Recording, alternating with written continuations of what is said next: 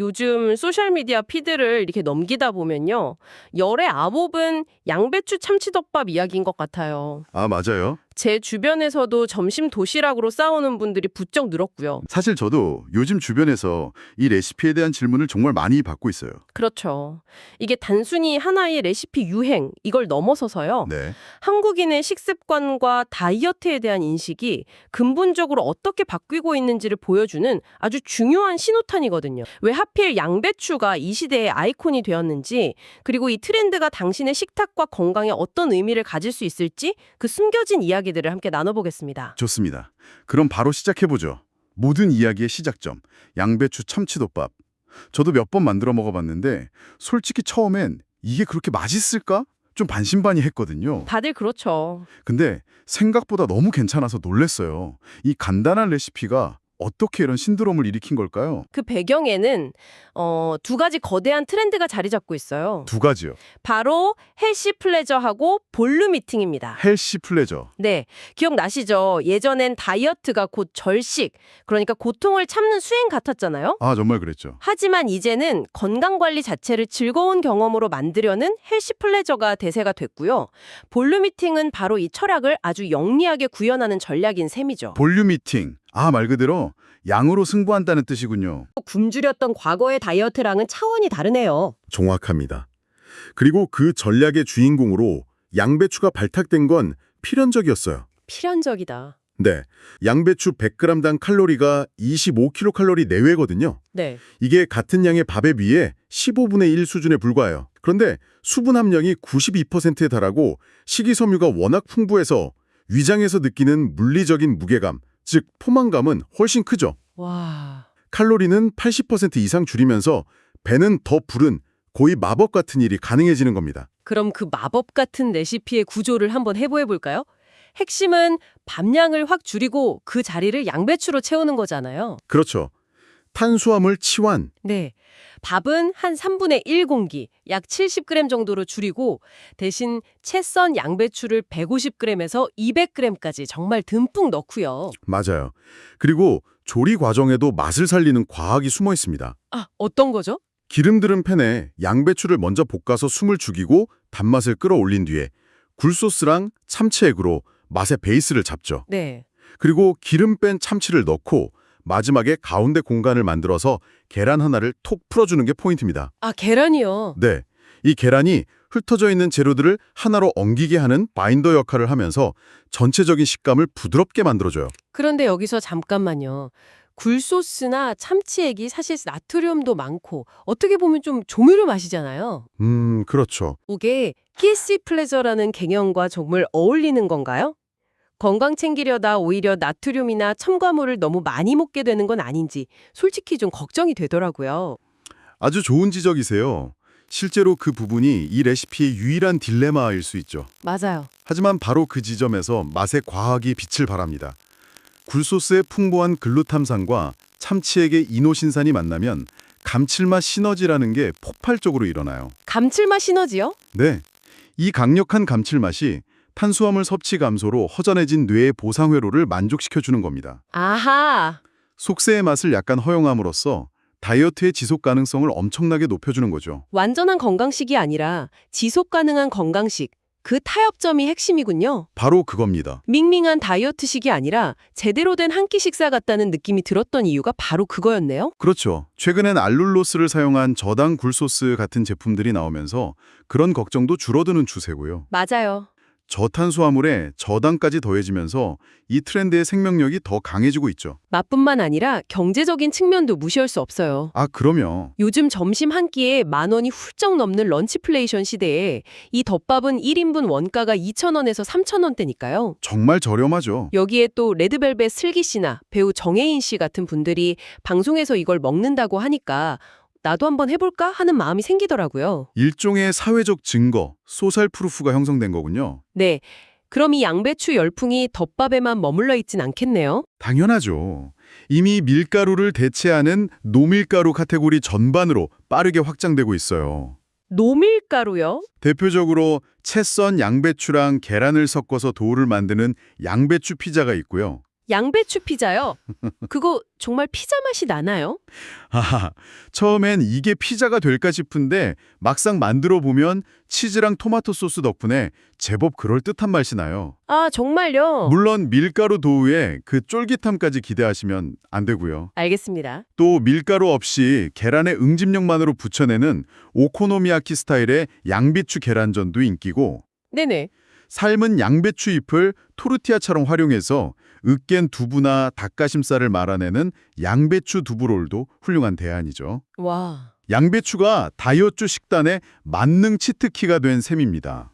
들어보니까 정말 맛있고 경제적이고 심지어 따라하기도 쉬운데요. 그렇죠. 그런데도 마음 한구석에는 이렇게 맛있는데 정말 살이 빠질까 하는 의심이 솔직히 들어요. 네, 그게 핵심이죠. 이 맛있는 덮밥이 실제로 우리 몸에서 어떤 과학적인 작용을 하길래 효과가 있다는 건지 그게 제일 궁금합니다. 아주 중요한 질문입니다. 이 유행의 배경에는 아주 명확한 생리학적 그리고 심리학적 근거가 있습니다. 네? 가장 핵심적인 원리는 바로 혈당 조절 기능이에요. 아, 그 악명 높은 혈당 스파이크를 막아준다는 이야기군요. 맞습니다. 보통 점심에 면이나 밥만 잔뜩 먹고 나면 오후 내내 졸리고 무기력해지는데 그게 다 혈당 스파이크 때문이라고 하더라고요. 맞아요. 흔히 채소 먼저 식사법이라고 하죠. 네, 채소 먼저. 탄수화물보다 채소를 먼저 먹어서 혈당 상승을 완만하게 만드는 원리인데 양배추 참치덮밥은 그 원리를 한 그릇 안에서 완벽하게 구현합니다. 네, 밥보다 훨씬 많은 양의 양배추 식이섬유가 위와 장에서 물리적인 그물망 같은 역할을 해요. 아, 그래서 함께 먹는 밥, 즉 탄수화물의 소화 속도와 포도당 흡수 속도를 늦춰주는 거죠. 단순히 흡수 속도만 늦추는 게 아니라 위에서 머무는 시간 자체도 길어진다고요? 네, 섬유질이 음식물이 위에서 소장으로 넘어가는 시간, 즉 위 배출 시간을 지연시킵니다. 포도당이 혈액으로 천천히 그리고 꾸준히 흡수되니까 혈당이 롤러코스터처럼 치솟았다가 곤두박질 치는 현상을 막아주는 겁니다. 실제로 자료에 나온 유튜버 닥터딩요의 연속 혈당 측정기 실험 결과를 보면요. 그냥 밥만 먹었을 때보다 양배추와 함께 먹었을 때 식후 혈당 최고점이 30mg 데시리터 이상 낮게 측정되기도 했습니다. 30이면 엄청난 차이네요. 그렇죠. 그런데 자료를 보니 더 흥미로운 이야기가 있더라고요. 포만감을 주는 특정 호르몬과도 관련이 있다고요. 그렇습니다. 바로 GLP-1이라는 장내 호르몬입니다. GLP-1이요? 어디서 많이 들어본 이름인데요? 아, 혹시 요즘 가장 핫한 비만 치료제? 그 위고비나 싹센다 같은 약들과 관련이 있나요? 와, 정확히 짚으셨네요. 정말요? 그 약들의 핵심 성분이 바로 이 GLP-1의 작용을 모방한 유사체입니다. 아, GLP-1은 췌장에서 인슐린 분비를 도와서 혈당을 조절하고 동시에 뇌의 시상하부에 직접 작용해서 이제 그만 먹어라 라는 신호를 보내 식욕을 억제하는 기능을 하거든요. 와, 그게 정말인가요? 지금 전 세계적으로 열풍인 비만 치료제의 원리가 양배추 속에 숨어 있었다니. 이건 정말 놀라운데요? 그렇죠. 주사로 맞는 호르몬을 음식을 통해 우리 몸 스스로 활성화할 수 있다는 거잖아요. 맞습니다. 갑자기 양배추가 다르게 보이기 시작합니다. 양배추를 충분히 섭취하는 건 우리 몸속에 천연 식욕 억제제 스위치를 켜는 것과 같은 효과를 내는 셈입니다. 와, 그리고 이런 생리학적 효과에 더해서 심리적인 효과도 정말 막강해요. 심리적 효과라면 다이어트는 배고프고 괴롭다는 그 공식을 깨트리는 건 말씀이시죠? 맞습니다. 볼륨 휴리스틱, 소비자 심리 현상과 아주 깊은 관련이 있습니다. 볼륨 휴리스틱. 네, 인간의 뇌는 생각보다 단순해서 섭취한 칼로리를 정확히 계산하기보다 눈에 보이는 음식의 부피로 포만감을 어림짐작하는 경향이 있거든요. 정말 흥미로운 지점이네요. 그럼 이건 사실 우리 뇌를 속이는 일종의 착시 현상을 이용하는 거군요. 네, 그렇죠. 밥량을 3분의 1로 줄였는데도 양배추 덕분에 그릇이 가득 차 보이니까 뇌는 이 정도면 충분히 먹었다고 착각하게 되는 거고요. 맞습니다. 그런데 이런 시각적 만족감이 얼마나 오래 갈까요? 결국 우리 몸에 실제 들어온 칼로리를 아는 것 아닐까요? 굉장히 날카로운 질문입니다.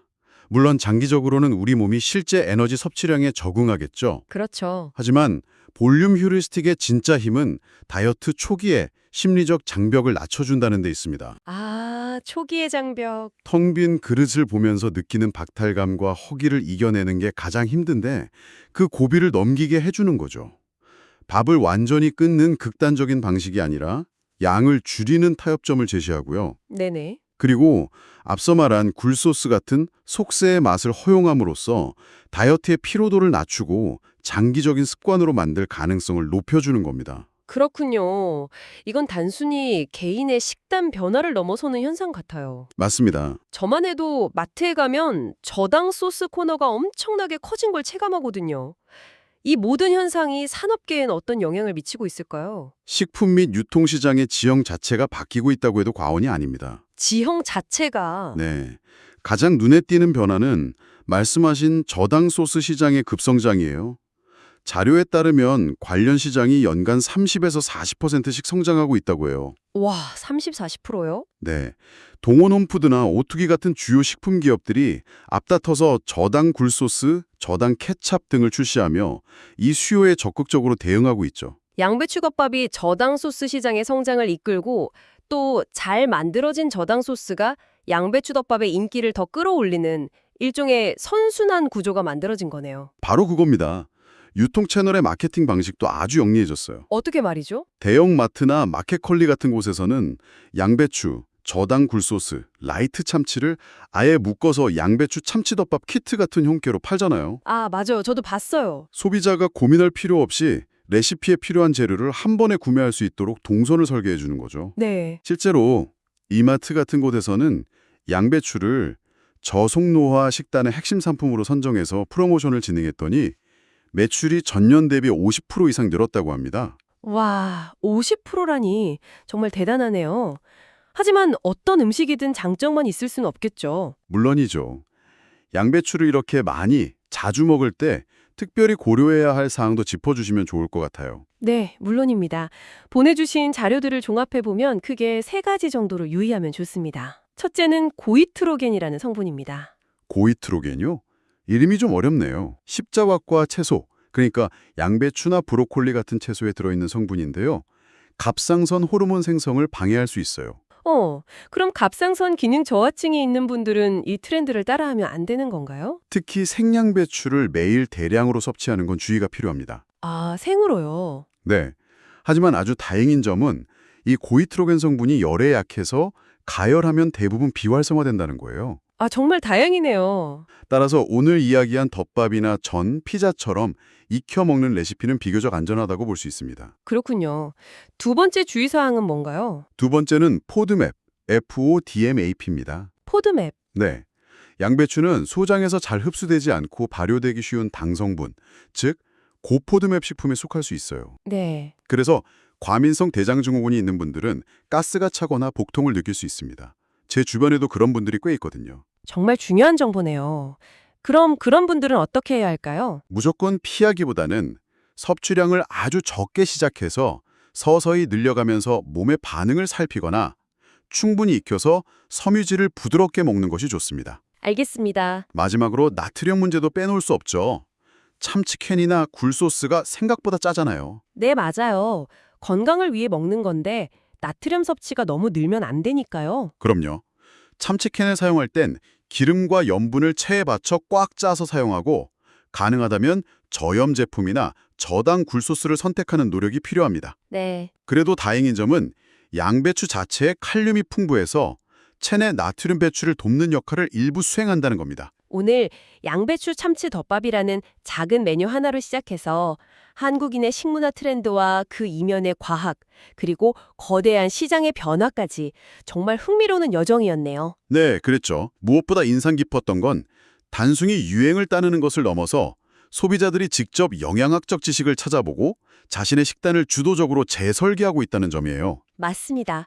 맛과 건강, 포만감과 경제성까지 이 모든 걸 다 잡으려는 똑똑한 소비자들이 만들어낸 헬시 플레저의 가장 성공적인 사례라고 할 수 있죠. 네, 이 흐름은 앞으로 덮밥용 큐브 참치나 1인용 세청 양배추 같이 더 편리한 제품의 등장, 혹은 편의점 도시락의 메뉴 변화 같은 형태로 계속해서 우리 삶에 영향을 미칠 겁니다. 자, 그럼 오늘 이야기를 마무리하며 청취자분들이 계속해서 곱씹어볼 만한 길문 하나를 던져드릴까 합니다. 네, 오늘 우리는 양배추라는 아주 평범한 식품이 연속 혈당 측정기 같은 기술과 만나 어떻게 새로운 건강 솔루션이 되는지를 목격했습니다. 네, 그렇다면 여기서 한 걸음 더 나아가 이런 상상을 해볼 수 있지 않을까요? 어떤 상상이죠?